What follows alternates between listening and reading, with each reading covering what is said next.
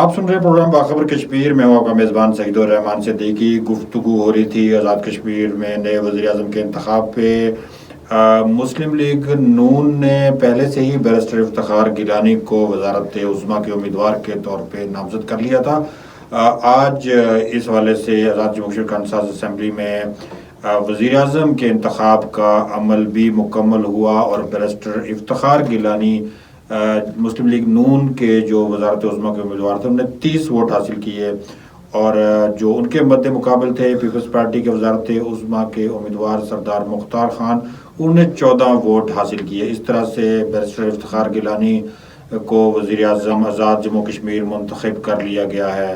اور اس کے بعد ایوان صدر میں حلف برداری کی تقریب منعقد کی گئی۔ قائم مقام صدر چودھری طارق فاروق نے نو منتخب وزیر اعظم کا حلف لیا۔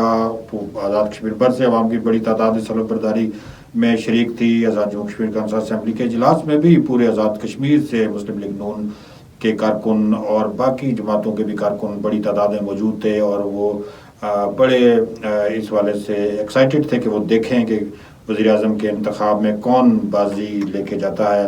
تو بیرسٹر افتخار گیلانی آزاد کشمیر کے وزیر اعظم منتخب ہو گئے ہیں۔ آزاد کشمیر کے عوام کو بڑی توقعات ہیں نو منتخب وزیر اعظم سے۔ بہت سارے چیلنجز ہیں آزاد کشمیر کے اندر، بہت سارے مسائل ہیں جو حل طلب ہے، جس پہ کام ہونا جو ہے نا اشد ضروری ہے۔ اور یقیناً ایک نوجوان وزیر اعظم، اعلیٰ تعلیم یافتہ وزیر اعظم، اور بطور منسٹر ایجوکیشن جو ان کی خدمات ہیں، انہوں نے انقلابی اقدامات اٹھائے، آزاد کشمیر میں میرٹ کی بحالی کے لیے NTS کا ایک نظام متعارف کروایا، اور آزاد کشمیر کے اندر جو ہے نا ایجوکیشن کے محکمے میں انقلابی تبدیلیاں لائی۔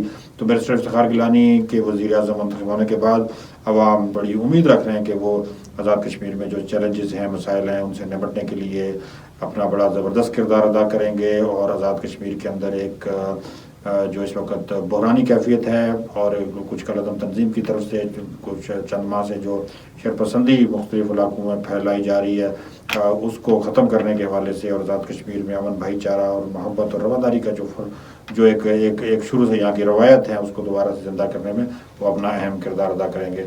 تو اب ہم نے آپ کو تازہ ترین اپڈیٹ سے آگاہ کیا وزیر اعظم آزاد کشمیر کے انتخاب کے حوالے سے۔ تو ہماری نشست جاری ہے، سنتے رہیں سنو FM 89.4 کشمیر نیٹ ورک۔